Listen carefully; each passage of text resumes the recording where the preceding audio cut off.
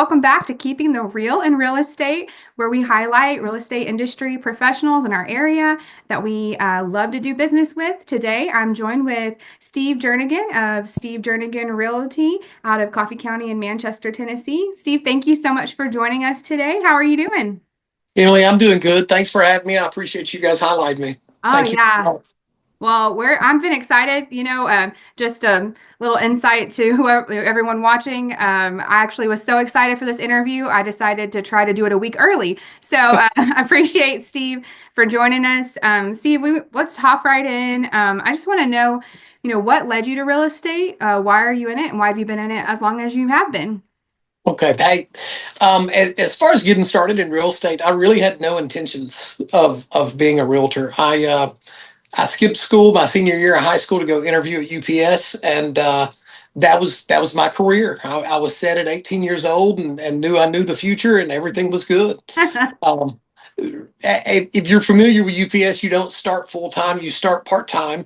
And so I was working from about 5 o'clock in the evening until, 9 or 10 at night. And I always had another full time job during the day. So um, as the years progressed at UPS, waiting to go full time, I took on real estate as that second job after about 4 or 5 years. And it took off. I got licensed in 2003, and real estate took off, and I enjoyed it. And I just reached a point where I figured this was a little bit better on my body, and I was more suited for it. And so that kind of had that transition at 23, 4 years old, and been doing it since. That's great. It's amazing. You said at 18 you had your life figured out. I was like, it's amazing what I thought I knew when I was 18.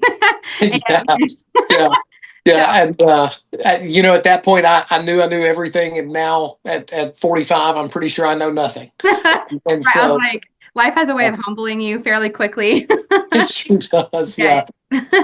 Well, Which, so I mean that's a long haul. I know a lot of people know the statistic that I've heard at least is that most people that get into real estate, I mean any small business, new business, that 2 year mark is really what kind of sets you apart. If you can make it past that, then yeah, you can go long, and you have been. So that's amazing. And so thinking of that, you've seen a lot in your yeah. career so far, and there, I mean, this year alone, in the last 5 years Well, alone. yeah, I mean it's kind of interesting, the development. I got licensed in '03, and obviously it takes a long time to kind of establish yourself, especially in that time. And so by 2004, 5, 6, I kind of thought I knew what I was doing in real estate and kind of built a name just in time for the Great Recession. And Right. Aw. so I always tell people those next years from 2008 to about 2012, 13, my school teacher wife was outdoing me income wise, and it was, it was a challenge. It was one of those things where you had to really focus and call and really just hustle to kind of scrape by for those next 3, 4, 5 years. And as that turned in 2013 or 14, it's like I came out of that a different person with a different perspective and a different kind of grind, if you will. Yes. Well, and I think I sent you the question, so I'm jumping ahead a little bit, but one of the questions I like to keep asking people is, I think every time everybody's going to have an event in their life be like the first time they go through it, and it's alarming and it's scary, and then they get through it, and then there's always another event that's going to happen, and right now, I've talked with like a mortgage lender about the volatility of, the market at large, Yeah. the stock market and all of that. But I, I'm assuming having been through 2008 and been through those years, all the changes that we see right now that seem like they're new and they're alarming, it's kind of like, well, it's the next thing from Yeah. before. So I don't know if you can speak on that a little bit. Well, I think that prepared me. I mean, honestly, it kind of changed the way my wife and I do life. I mean, we've always lived a pretty conservative lifestyle, Mhm. and not tried to live via what my income might be one year or another. Just try to live well, be within our means there. But as far as like the predictability of what's coming. Yeah, this is it's kind of a unique time in real estate. Volatility and rates are higher, inventory's rising, and things are just changing. That houses are still moving. People are still getting married and moving out and graduating college and getting new jobs. And obviously, Tennessee's a desirable area, so I think our real estate market is healthier than a lot of places at this current moment. But the volatility, I think buyers are scared at the moment. And I think, rates in the sixes are probably, on the upper end of what some people can afford, especially with the way prices increased from 20, 21, 22. When you saw that, 50, 75, 100% increase in that time period, Yeah. it put, I really feel for the younger generation in this, trying to buy a house and come up, because they're the ones that are struggling straight out of college where, you know, in 2001, I could afford a house at $74,000 with a 9% interest rate because the home was 74,000. Right. Well, that same house is 300 with a 7% rate. And it's hard for these folks starting out, but I really like to think that I've got a unique perspective in this and I can guide folks through it. And yeah, I mean, the Great Recession kind of changed the way I do the business. Yes. Well, and I like that I feel like there's some, I've heard like date the rate and all those kind of things. And I like, this is called keeping the real in real estate. Like the reality is it is hard for It people is. starting Yeah. out, like, and being aware. I'm a millennial, and so I'm actually aging out of being like the out of college one where Yeah. here, those millennials, and now I'm like old to millennial to the new generations. Yeah. And I'm never going to be that generation that's like, oh, this young generation, they don't know how to save and their work ethic, Yes. because they do. They do know how to work, and most of them are extremely talented, knowledgeable, diligent. They're trying to save money. They know the right things to do. It's just income and housing prices have not correlated, and that, I mean, you could look at the chart and it just doesn't line up. And so I feel for your generation. I've got a 26-year-old daughter who's going through the same mess. I mean, it's a difficult time to be starting out as a home buyer right now, because those of us who have got equity and good rates, we're sitting on them, and like a lot of people. But the real estate market in Middle Tennessee is still healthy. We're still, it's still the best way to build wealth. It's still achievable. It's a little more difficult in this day and time for the younger generation starting out, for sure.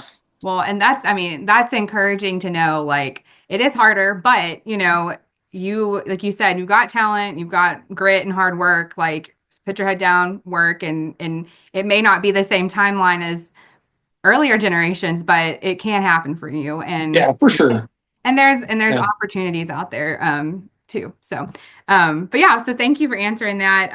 So I feel like I've jumped out of order, but thinking about what got you into real estate, like what kept you in, I know this is like the cliche, like what is your why? Like Yeah. what makes you like what like makes you excited to work a deal with someone, I guess. Like what is that for you? Honestly, I just really like helping people. And if you ever make it more about a payday than people, you're doing it wrong. And I mean that genuinely. That's not just kind of a cliche. But there are people out there in different situations. I mean, and the unfortunate truth is we're dealing with divorce, we're dealing with death, dealing with aging parents moving into homes. We're dealing with, hey, we've had more kids, we need more space. So to be able to go through the generations. I've reached a point now in my career where I'm so thankful to have helped home buyers, and now on the second round of their needs, it's either their children buying, or it's, hey, my mom is needing some assistance. We're going to sell her house, and we're going to need these funds for the next quality of life. And so really, I mean, if you really want to paint a picture, realtors are kind of pivotal in guiding folks to that next step, and figuring out how to get that liquid money from one force to another, if you will. So, I mean, as people's lives move forward, they're trusting me with one of the largest parts of it. I mean, one of the largest investments they're ever going to make, and they're calling me for it, and it's humbling sometimes. I mean, it really is. Mhm. Um, to for somebody to refer their kids to me, I really consider that one of the biggest honors ever. And it's kind of funny just to, I've got one of my agents now, Lindsay Perry. Um, I helped her parents buy 4 or 5 houses, and then she came to me as a realtor. And so, I'm very thankful for that type of stuff. Well, and being a parent, like trusting someone with my child, especially with such a big, like that is a big Yeah, compliment, it is. especially, and I think that's a unique experience that you have where you probably knew her when she was much younger or knew, people's kids when, they're running around while you're trying to, see Yeah, your house or whatever. And now you're like, oh, okay, yeah. I'm gonna walk you through it. So that's It's a unique experience to have. Yeah, Lindsay, as one of my agents, she calls me out sometimes. Like I used to have a game like as we were looking at houses, you need to put hands in the pockets if somebody lives there. Like don't touch their stuff. And she'll still mention that occasionally. So it's come full circle. See, my mom did that when we walked into stores. So she was like, "You're gonna break something." So, Yeah, so yeah, I know that. that's funny. There's a common theme when I've been talking with people about relationships and about the importance of that. And so part of relationships, we talk about referral-based business, the importance of having partners, key partners in your area, whether that's your go-to. I usually go to plumber for some reason. Someone's like, yeah, those are the hardest to Yeah. find. But like your referrals that people you trust, other businesses you trust. So can you speak a little bit about what that means for your business and how relationship-based business works for you, I guess. Well, and it's kind of like the partnership with Premier. Like you can't use someone exclusively all the time, but Yeah. I know that if I call you guys, that I know I'm going to get a professional crew. I know they're going to be there on a timely manner. I know communication is going to be key. I've got electricians, I've got plumbers. I mean, and all of those referrals, I really feel like, and it goes both ways. If somebody's giving my name out, they're trusting me to take care of something, and so I've got to be prompt. I've got to be on it. I've got to communicate.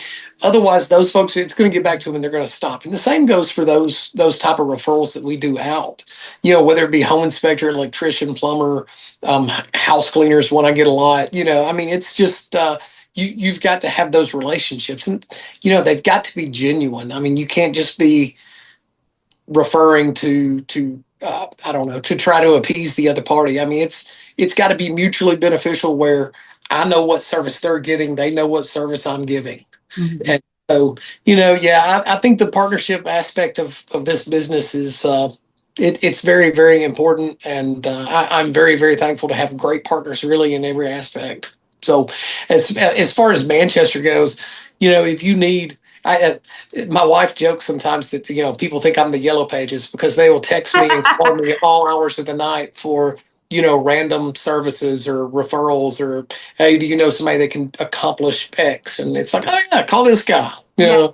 So I'm very thankful for those.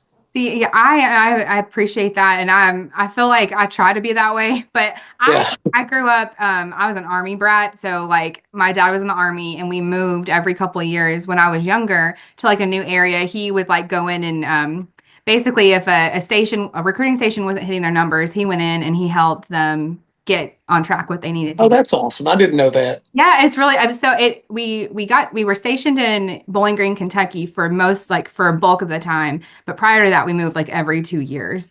And so then after that, after college, I moved to Tennessee because I had friends through church that lived here and were from here, and I liked them, so I was like, I bet I like this area. So Oh, that's funny. yes. So, and this is the longest I've ever been in an area, probably my whole life. And so it's nice to have that. But as someone that I saw my parents relocate to new areas every 2 years away from family and building up like that, you move somewhere and it's like you've got to find who your people are that Of course. Yeah. know, know, Yeah. know people because it can be a difficult situation where you're not from the area and you call somebody out of the phone book or back then Yeah. book and you don't know if there's no 5-star rating on that and so Yeah. it's good as an agent to be kind of like that resource after the closing of hey, I need this or so I think that's Yeah. so Yeah, for sure. And it took some trial and error. I mean, trust me, I've had some. some good contractors and some not so good contractors, but you learn who you can count on pretty quick. Oh yeah, because they represent you at that point. You're a team, Correct. and Yeah. how they handle it reflects on you. So, um, well, I kind of I've gone a little off track here, but with we talked about the volatility and everything. Is there any advice you have to somebody who is interested in getting into real estate or just starting out, in the current climate that we're in? Is there any advice that you would give to them? Yeah, and I get asked this quite often from young realtors, and the best advice I can give them is, and it's kind of old school. Listen, I've never bought a lead in my life, Mhm. and I'm thankful for that. I'll say this: people can smell fake from a mile away. If you're genuine and if you genuinely care, like you can't pretend to care. You've got to actually be invested in people, and they can tell. And so get invested in your clients, get invested in your community. If you're coaching your kids' ball team, don't go out there and market yourself. Just be a good person. People Right. want to do business with people they can trust, like, and count on. So, it's one of those things like if you're in the community, be in the community and just be somebody that people want to be around and do business with. And so, being genuine is one thing, and just having the knowledge to really follow up and Mhm. put yourself out there. It's uncomfortable. I can remember when I first got started, I had a rule that I would hand out 10 business cards to strangers every single day. And I wouldn't go home until I did. And sometimes the end of the day, you find yourself stopping at a gas station or something stupid to try to hand out two more cards. But there's something about that dedication. And I've mentioned the Great Recession previously, but it makes you who you are when you struggle. And I didn't start out, selling 50 houses a year. I started out just like everybody else, trying to drag something back to the cave and have something to eat. And at the end of the day, it's just it pays off. I mean, the cycle and putting yourself out there and being Steve the realtor when you go to Walmart or when you go to Mexican or when you go coach your kids' ball team. So, I mean, just don't be afraid to put yourself out there and just be genuinely invested in people, and it just works. Yes, no, I completely agree. I think that if you're a good person, people can see that, and if you're not, they'll eventually. If you're good at pretending, eventually they'll find out. Yeah, You know, yeah, they'll smell right through it. oh yeah, for sure. And just showing up and being who you are, people are gonna, you're be attracted to that. So I Yeah. like that. So well, I don't want to. I want to be respectful of your time. And so my last question is just: is there an ask or anything you're looking for that you would like to? How do people get a hold of you if they're interested in working with you? Anything like that? Well, so I pride myself on great communication. I try my best to respond to an email or a text or a call. I don't think anybody really sits over 5 minutes in my life. I really, and it may be a little OCD of me to say something like that, but I've got really phenomenal communication skills as far as like response time and trying to get answers. And so, if you're looking to sell, if you're looking to buy, if you're looking to get into real estate, if you just have any questions, I'm pretty readily available. I can be found on Facebook and Instagram and all that good stuff. But the easiest way to contact me is my cell. It's 931-841-0945. You can call or text day or night.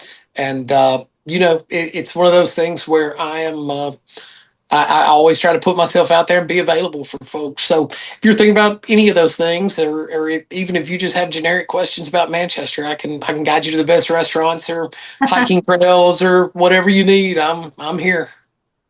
All right. Well, I really appreciate that. I'll throw that information in the description for this video. And thank you so much for your time today. I really appreciate you. Well, Emily, thank you very much. And I want to say this too. Brent thinks the world of you. I Ah, know you're kind of his right hand woman on the socials and the marketing department. And really, truly, I think Brent values you so much. And I just want to say that. So thank you for getting me involved. And if you need anything, just give me a call.